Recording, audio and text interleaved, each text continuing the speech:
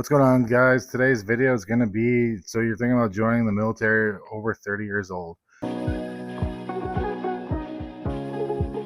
Today I just want to talk about the process of joining after you're 30. So at this point, you probably already know which branch you want to go into. You've already talked to a recruiter, and now it's time to take your ASVAB. But I just do want to emphasize that you need to study for the ASVAB, especially if you haven't been in school in a long time. There's a lot of things on there that you might need a refresher on to be able to do well. And you want to do well on that test because that test is gonna tell you what you qualify for and what kind of jobs you're gonna have.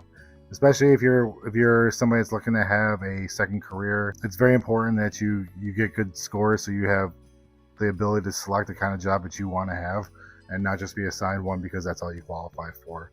So make sure that you study for that. You want to do really well, especially if you haven't gone to school in a long time, you need to study. So once you take the test, you find out pretty much instantly, I believe, what the score is that you got. You kind of have an idea of what your scores are. So then you go to, after you fill out your packet with recruiting, when you go to MEPS, I just want you to know that at MEPS, they're going to try to do everything they possibly can to disqualify you for service. It's not an easy process, and they will pretty much use anything in your past to disqualify you. So just be cognizant of that. Should you tell them everything? Yes. So you need to make sure that you got all the documentation for any surgeries you might have. Basically anything that there's a scar for, you probably gonna need documentation for, because at MEPS they are very thorough. When you get there, you do your eyesight, your hearing test. They make you do a urine analysis, so make sure you drink water and make sure you work on your stage fright because they're going to watch you pee. So you need to get comfortable with being uncomfortable. So when you go there, you'll also do the infamous duck walk.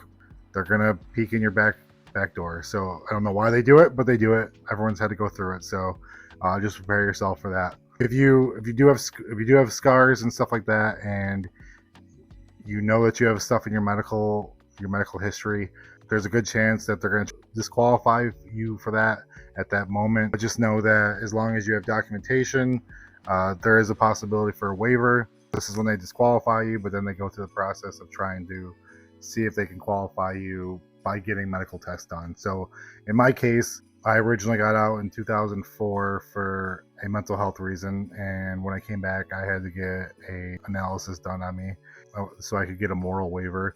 So I had to go talk to a psychologist, and they asked me a bunch of questions, saw how I was, what my answers were like, and then they signed off on that waiver.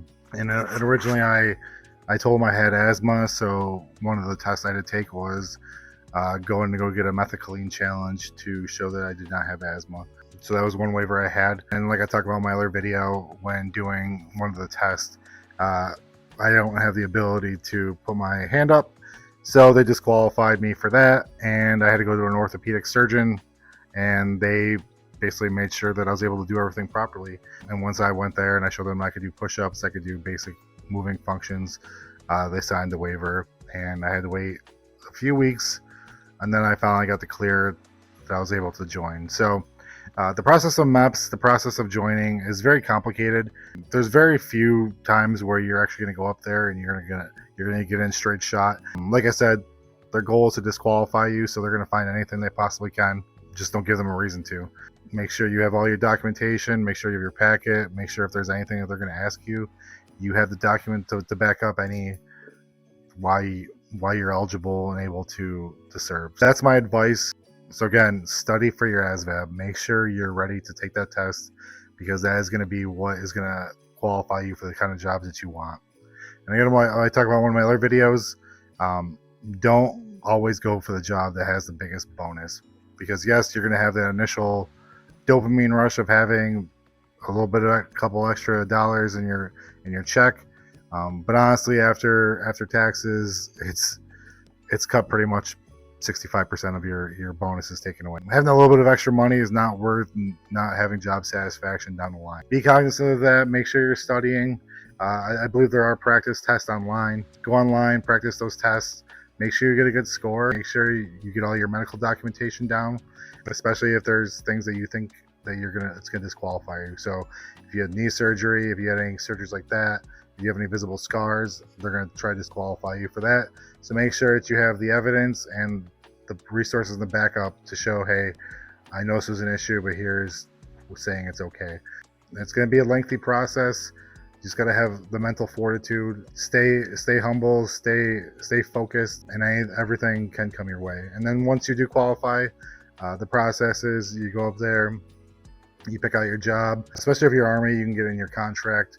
I'm Army, so I was able to pick the job I wanted based on the ASVAB score I got, and luckily I was able to qualify for any job I wanted. So that's why it's important that you make sure you're crossing all your T's and dotting all your I's. Put yourself in the best position to get exactly what you want.